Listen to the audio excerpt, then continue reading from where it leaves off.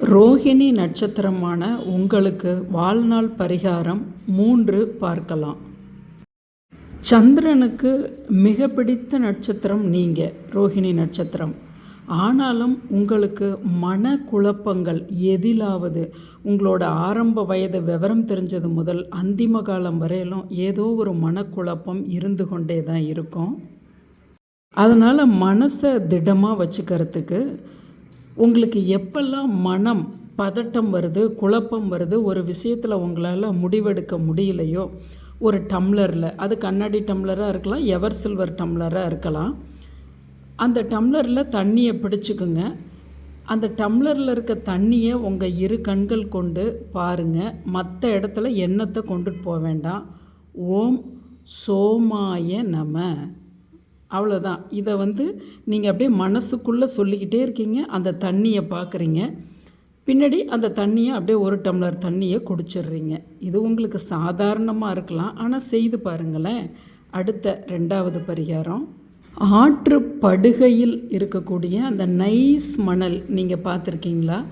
அந்த நைஸ் மணலை சும்மா ஒரு கை அள்ளிட்டு ஒரு தட்டில் பரப்பி அதில் ஓம் மட்டும் எழுதிருங்க. மனசுக்குள்ளே நீங்கள் சொல்கிறது ஓம் சர்வமங்கள மாங்கல்யே அப்படின்னு மட்டும் நீங்கள் சொல்லிக்கிறீங்க. அந்த பராசக்தியை நீங்கள் வணங்குறீங்க. இதை எப்பெல்லாம் செய்யலாம்? எந்த மாதிரியான ஒரு இக்கட்டான சூழ்நிலையில் உங்களுக்கு ஒரு குழப்பம், முடிவெடுக்க முடியாமல் இருக்குது, அது உங்களோட தொழிலையா இருக்கலாம், உங்கள் குழந்தைகள் படிப்பு விஷயத்தில், இல்லை ஒரு கல்யாணத்தில், ஒரு இடம் வாங்கிறதுல, எதில் குழப்பம் இருந்தாலும் மற்ற மனிதர்கள் சொல்லும்போது அதை கூட உங்களால் ஏற்றுக்க முடியல, தப்பாக போயிருமோன்னு நினைக்கிறீங்க.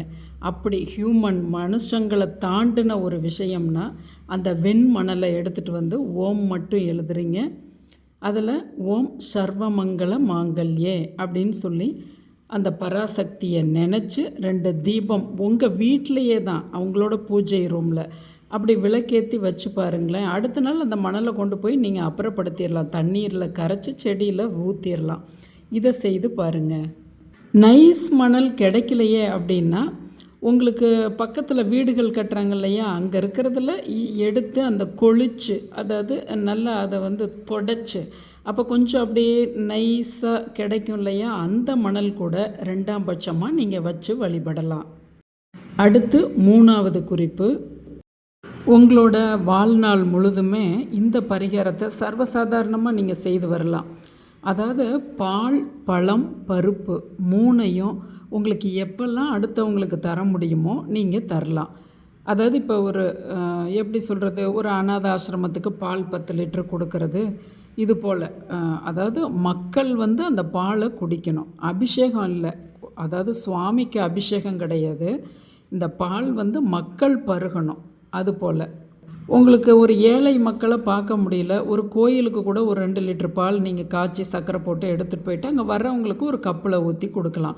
அதுபோல் உங்களுக்கு பழங்கள், வாழைப்பழங்கள், எந்த பழமுமே நீங்கள் அடுத்தவங்களுக்கு கொடுக்கறது, பருப்பு வகைகளை மெயினாக துவரம்பருப்பு, இது போல் நீங்கள் கொடுத்து வரலாம். உங்களோட சிம்பல் எதுலேயுமே நல்ல பழங்கள் கொண்ட வண்டிகளை நீங்கள் பார்க்குறது, சிம்பிளாக வச்சுக்கிறது, இதெல்லாம் உங்களுக்கு நல்ல முன்னேற்றத்தை கொடுக்கும்.